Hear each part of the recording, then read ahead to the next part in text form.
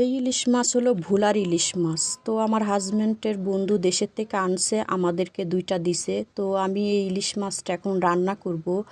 তো ওই মশলা কষানোর ভিতরে আমি ইলিশ মাছের টুকরাগুনা দিয়ে দিলাম। তো বাকি টুকরাগুনা ফ্রিজে রেখে দিছি, আরেকদিন রান্না করব। তো ইলিশ মাছ কষানো শেষ, আমি এখন একটা হাফ প্লেটে উঠিয়ে নিব।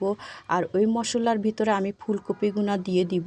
তো ফুলকপিগুনা ভালো মতো কষিয়ে আমি এখানে এখন ঢাকনা দিয়ে দিব 20 মিনিটের জন্য। তো 20 মিনিট পরে আমি ঢাকনাটা উঠিয়ে আবার ভালো মতো নাড়বো। তো যেহেতু ইলিশ মাছ দিয়ে রান্না করব, তো একটু ঝোল রাখবো। ফুলকপি আর ইলিশ মাছের ঝোল খাইতে অনেক মজা লাগে, তা আমি ঝোল করেই রান্না করব। তো পানি দিয়ে দিলাম, এখন টমেটোগুনা দিয়ে দিচ্ছি। আর ইলিশ মাছ কষানোটাও দিয়ে দিব।